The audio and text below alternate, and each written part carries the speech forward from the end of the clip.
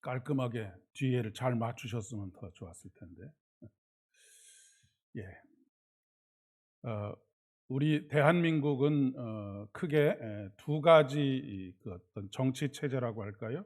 경제 체제라. 정치적으로는 민주주의 국가이고요. 또 경제 체제로는 자본주의 사회라고 그렇게 이야기를 할 수가 있겠습니다. 자본주의라고 하는 말은 돈이 주인이 되는 어, 그런 사회라고 이야기를 할 수가 있겠죠. 정치적으로 민주주의라고 하는 것은 우리가 하나님의 민주주의라고 말할 정도로, 물론 민주주의가 가지고 있는 약점들도 있지만 하나님 나라를 가장 잘 구현할 수 있는 정치 체제로서의 민주주의가 지금 우리가 채택하고 있는 민주주의라고 이야기할 수가 있겠습니다. 소수의 의견을 존중하는 그런 체제라고 이야기할 수가 있겠죠. 우리는 민주주의를 우리의 정치 체제로 당연한 것으로 여기지만, 여기는 것처럼 자본주의도 우리 사회의 경제 체제로서 당연한 것으로 받아들이는 그런 경향이 있습니다. 하지만 조금은 심각하게 생각해 볼 필요가 있겠습니다. 그리고 이 자본주의가 가지고 있는 약점들을 어떻게 성경적으로 뭐랄까요, 보완해 간다고 할까요? 그런 것들에 대해서도 깊이 고민해 봐야 하지 않을까 싶습니다.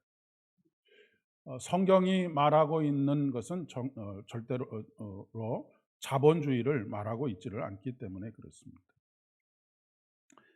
자본주의는 인간이 수단으로 전락하게 되어져 있습니다. 자본가들에게 노동을 제공하고 자본가들에게 노동을 제공하는 노동자들을 통해서 자본을 축적해 가기 때문에 그렇습니다. 여기서 인간은 노동을 제공하는 수단으로 그렇게 전락이 되고 말게 되는 것이죠. 당연히 노동의 가치는 떨어지고 노동을 제공하는 노동자도 천대를 받게 되는 그런 사회적인 분위기 속에서 우리가 살아가고 있다라고 하는 것입니다. 노동의 가치가 크냐, 자본의 가치가 크냐. 자본주의 사회에서는 자본의 가치가 노동의 가치보다 비교할 수 없을 정도로 그 가치를 높게 평가를 하고 있는 것이죠.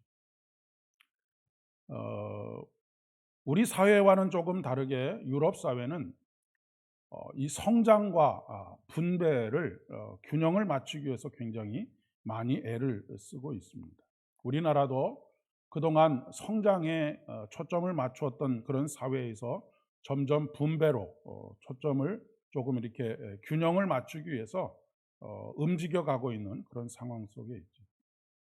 자본의 가치를 가장 극대화한 것이 요즘 젊은 사람들이 열광하고 있는 코인이라고 하는 것입니다. 이 코인이라고 하는 것은 사실은 거기에는 전혀 노동이 들어가질 않습니다. 그러니까 돈이 돈을 벌게 만드는 그런 구조를 가지고 있는 것이죠. 우리나라 통계에 의하면 청년들이 직업을 선택하는 데 있어서 힘들고 어려운 일들은 점점 깊이 하는 그런 현상들이 이미 오래전에 시작이 되었습니다. 그리고 또 우리 산업 현장 속에서는 힘들고 어려운 일들을 하는 사람들은 거의 대부분 50대 이상, 60대, 심지어는 70대가 거의 대부분을 차지하고 있는 그런 상황입니다. 그리고 여러분이 잘 아시는 것처럼 힘들고 어려운 일은 외국인 노동자들에게 그렇게 노동자들로 대체가 되고 있는 것이죠. 노동을 기피하고 힘들고 어려운 일을 기피하는 여러 가지 많은 이유들이 있지만 그 이유들 중에는 사회적인 편견도 있고, 또 한 가지는 낮은 임금이 한 몫을 차지하고 있다라고 해도 과언이 아니겠습니다. 그러니까 낮은 임금이라고 하는 것은 그만큼 노동의 가치를 아주 낮게 본다라고 하는 것을 반증하는 것이기도 합니다. 노동자의 임금이 낮다는 것은 그만큼 노동이 천대를 받고 있다라고 그렇게 이야기할 수 있는 것이죠. 몇 번에 걸쳐서 제가 설교 시간에 말씀을 드렸지만 창세기 1장과 2장에 나와 있는 창조의 이야기는 단순히 하나님께서 천지를 창조하셨다라고 하는 것만을 우리에게 알려주려고 기록된 것이 아니다라고 하는 것을 말씀을 드렸습니다. 이 창조의 이야기 속에는 아주 깊은 신학적인 통찰이 들어 있습니다. 세계를 어떻게 보고 있고 노동을 어떻게 봐야 하는지, 우리가 만들어가야 하는 사회는 어떤 사회인지를 아주 여실히 잘 보여주고 있는 것이 바로 창세기 1장과 2장에 담겨져 있는 것이죠. 여기서 몇 가지를 깨달을 수 있지만 오늘 말씀의 중심에서는 살펴보고자 하는 것이 무엇이냐면, 하나님께서는 땀 흘려 일하시는, 노동하시는 하나님이시다라고 하는 것을 우리가 꼭 기억해야 한다라고 하는 것입니다.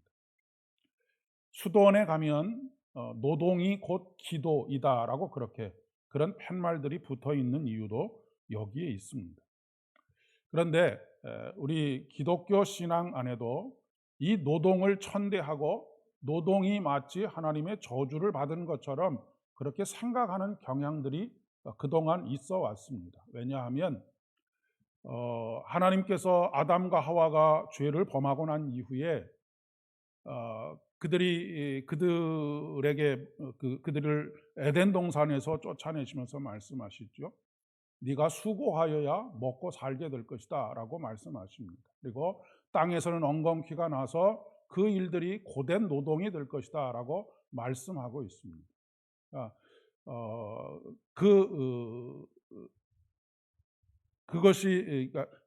그것을 마치 하나님께서 이 노동을 저주하신 것처럼, 노동은 굉장히 가치가 없는 것처럼, 천대를 받아야 하는 것처럼 그렇게 말씀하셨다라고 생각하기 쉽지만, 앞서서 하나님께서 친히 땀 흘려서 흙을 빚으셔서 노동을 통해서, 일하심을 통하여서 사람을 만드셨다라고 하는 이 신앙의 고백은 결코 이 노동이 그러하지 않다라고 하는 것을 보여주고 있는 것이죠.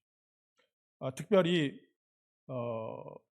에덴 동산에서 쫓겨난 하나님의 생명으로부터 분리된 노동은 그럴 수밖에 없다라고도 생각할 수 있습니다. 왜냐하면 거기에는 생명이 없는 것이 생명을 낳을 수가 없기 때문에 그렇습니다. 그러니까 하나님께서 함께 하시는 노동은 그 안에 생명을 다시 낳게 하는 놀라운 생명의 신비가 담겨져 있지만, 하나님의 생명의 영이 그 안에 함께하지 않는 노동은 그저 먹고 살기 위해서 하는 노동에 불과한 것이기 때문에 그렇다라고 하는 말씀이죠. 여러분이 잘 아시는 것처럼 이스라엘 사람들은 본래 히브리인이라고 하는 말이 핫비루, 떠돌이 노예들, 그러니까 떠돌이 노예들이라고 하는 것은 자기 몸으로 하루 품삯을 얻어서 먹고 사는 그런 처지에 있는 사람들을 이야기하는 것입니다. 이 사람들은 당연히 권력에 예속되어져 있고 또 자본에 의해서 탄압을 받고 예속되어져 있는 사람들이지요. 이 사람들이 바로 바로라고 하는 절대 권력 앞에서, 절대 권력 안에서 자신의 노동을 제공해주고 하루하루 자신의 먹을 것을 해결해 가는 그런 사람들이었음을 우리가 알게 됩니다. 이런 모습은 본래 하나님께서 인간을 창조하신 의도와는 완전히 멀어진 결과라고 이야기할 수가 있겠습니다. 이것이 바로 죄의 결과인 것이죠. 하나님께서는 인간을 하나님의 형상을 닮은 사람으로 창조하셨습니다. 이것이 한 사람 한 사람이 고귀한 이유입니다. 그렇기 때문에 그 한 사람 한 사람이, 하나님의 형상으로 창조된 한 사람 한 사람이 하는 모든 일들은 바로 존엄한 일인 것이지요. 가치 있는 일인 것입니다. 그가 무슨 일을 하든지 간에 그 일은 가치 있는 일이고 존중받아야 하는 일이라고 하는 것이죠. 누가 하는 일은 더 중하고 누가 하는 일은 덜 중한 일이 아니라고 하는 것을 말씀해 주고 있습니다. 5달란트 받은 사람과 2달란트 받은 사람은 각각 5달란트와 2달란트를 남겼습니다. 하지만 그들에게 돌아간 상은 똑같죠. 주인의 상에 참여하는 것이었습니다. 그런데 1달란트 받은 사람은 예수님 주인에게 책망과 저주를 받았습니다. 이유가 무엇일까요? 일하지 않았기 때문입니다. 아마도 노동을 천한 것으로 여기는 사람이지 않았을까 싶습니다. 노동을 하지 않고 먹고 사는 문제를 해결하려고 했던 현대인들의 모습하고 크게 다르지 않는 그런 모습들을 가지고 있는 것이 아닐까 싶습니다. 우리나라는 사실은 전통적으로 이 노동에 대해서 천대하는 그런 나라가 아니었습니다. 불한당이라고 하는 말 여러분 아시죠? 불한당이라고 것은 손에 땀을 내지 않고 먹고 사는 것을 해결하려고 하는 사람을 불한당이라고 그렇게 이야기를 하는 것입니다. 오늘 본문에 베데스다 연못에 38년 된 병자에 대한 이야기를 하고 있습니다. 그런데 병자가 병이 나았다라고 하는 것이 오늘 말씀의 핵심이 아닙니다. 물론 38년 된 병자의 입장에서는 감격스러운 일이고 그 일이 참으로 놀랍고 경이로운 일이지만 여기서의 핵심은 여전히 일하고 계시는 하나님에 대한 이야기를 하고 싶어 하시는 것이라고 이야기할 수가 있겠습니다. 베데스다 연못에 38년 된 병자는 자기 발걸음으로 움직이는 것조차 불가능한 사람입니다. 누군가가 도와주지 않으면 물 속에 들어갈 수도 없는 걷는 것이 불가능한 그런 사람이니 그가 무슨 노동을 하면서 자기의 먹을 것을 해결할 수 있겠습니까? 지금 우리나라는 장애인의 이동권에 대한 문제로 인한 갈등이 해결되지 않고 계속해서 반복되고 있고 그 갈등들이 상당합니다. 이것은 우리 사회의 수준을 보여주는 것이다라고 저는 그렇게 생각합니다.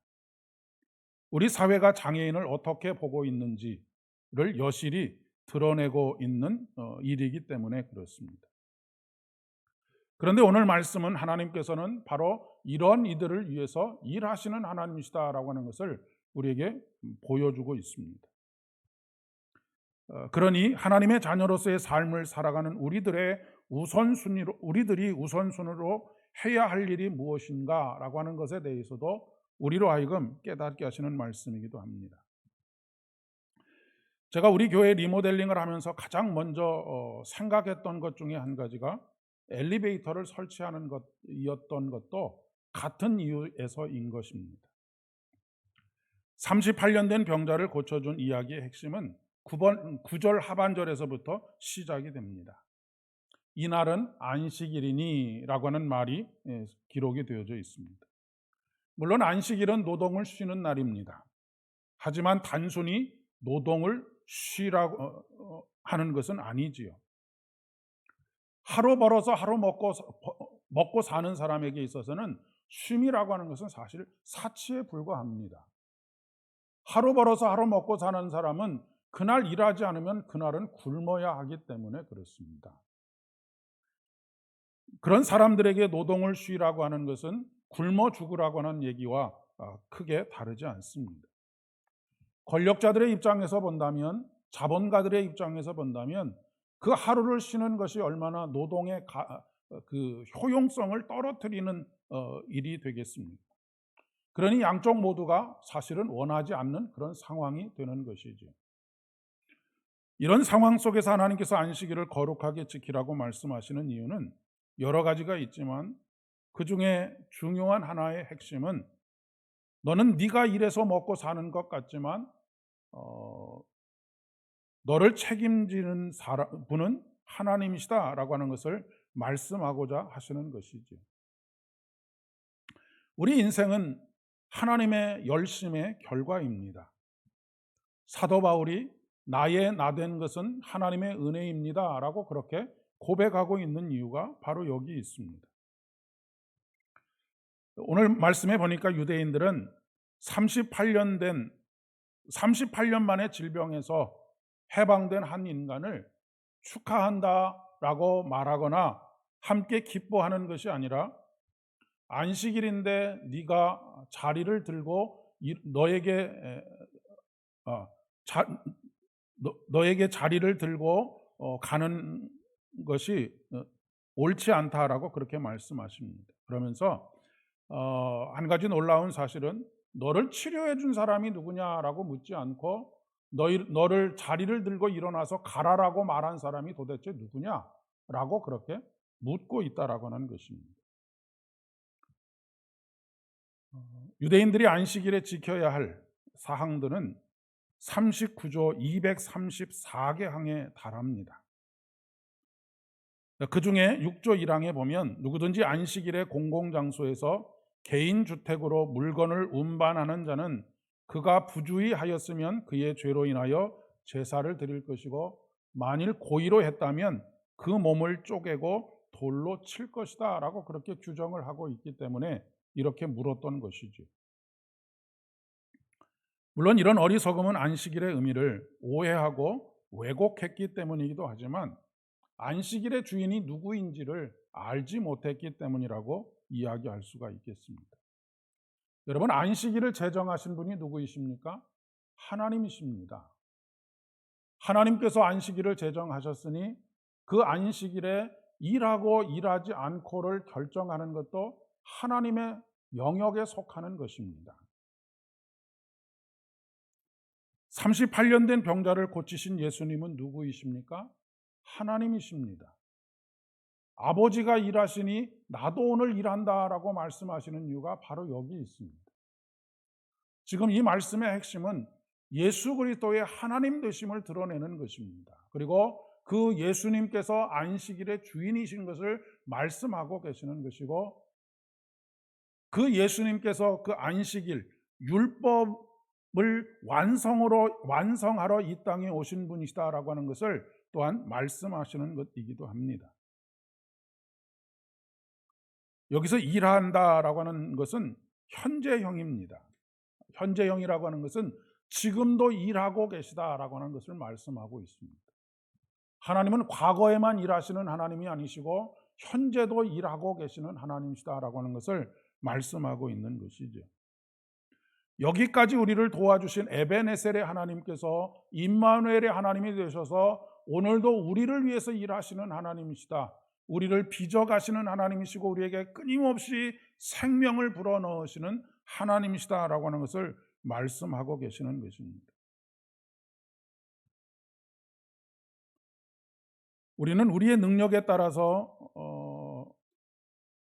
어떤 사람의 능력에 따라서 그 사람의 가치를 판단합니다. 다른 사람에 대해서도 마찬가지이지요. 누군가도 내가 가지고 있는 능력에 따라서 나를 판단하는 것과 똑같이 우리들도 다른 사람을 판단할 때 그 사람이 가지고 있는 능력을 가지고 그 사람을 판단합니다. 그 얘기는 그 사람이 얼마나 많은 생산성이 있느냐라고 하는 것으로 판단하는 것이죠. 그러나 여러분, 우리 자신이 누구와 함께 있느냐에 따라서 우리 자신의 가치가 완전히 달라집니다. 우리가 행할 수 있는 능력도 완전히 달라지는 것이죠. 하나님께서는 우리에게 생명을 불어넣으시고 우리로 하여금 거룩한 성전이 되게 하셨습니다. 하나님의 형상을 닮은 존재가 되게 하셨다는 것이죠. 하나님의 형상을 닮은 존재가 되게 하셨을 뿐만 아니라, 사도 바울이 고백하는 것처럼 내게 능력 주시는 자 안에서 내가 모든 일을 할 수 있다 라고 하는 이 고백이 담고 있는 의미가 무엇인지를 우리는 깨달을 수 있어야 한다라고 하는 것입니다. 사실 우리는 우리 자신이 가지고 있는 학력이나 아니면 재산이나 아니면 권력이나 명예나 이런 것들로 사람들에게 판단을 받지만, 우리 안에 하나님께서 우리 안에 계시는 것과 그렇지 못했을 때의 나와는 완전히 본질적으로 다른 것입니다. 하나님께서 내 안에 계실 때 나의 가치는 세상의 그 어떤 소중한 것으로도 측량할 수 없는 가치가 됩니다. 우리는 하나님의 자녀가 되기 때문에 그렇다는 말씀입니다.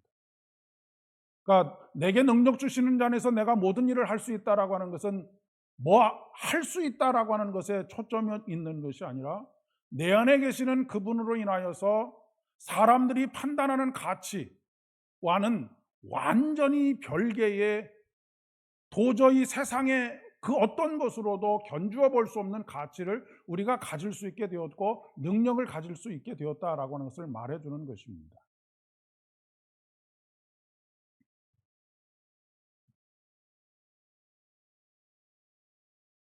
그렇게 38년 된 병자는 자기 자리를 들고 걸어갑니다.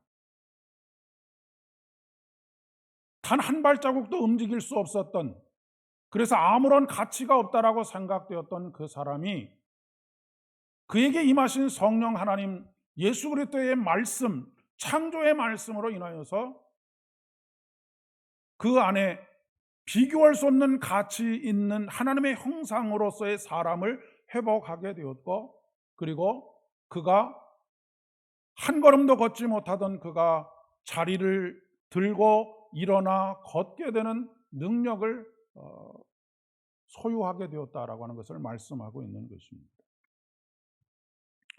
이 베데스다라고 하는 말의 의미는 자비의 집 혹은 은혜의 집이라고 하는 의미를 가지고 있습니다. 여러분, 은혜와 자비는 가장 앞선 사람에게 주어지는 것이 아닙니다. 먼저 연못에 들어가는 사람에게 하나님의 은혜가 주어지는 것이 아니죠. 만약 그렇다고 한다면 그것은 은혜도 아니고 자비로움도 아닙니다. 그것은 그 사람이 당연히 받아 누려야 할 성과에 불과한 것이죠. 그런데 자비의 집, 은혜의 집 앞에서 사람들은 끊임없는 경쟁을 하고 있었던 것입니다. 내가 먼저 연못에 뛰어들어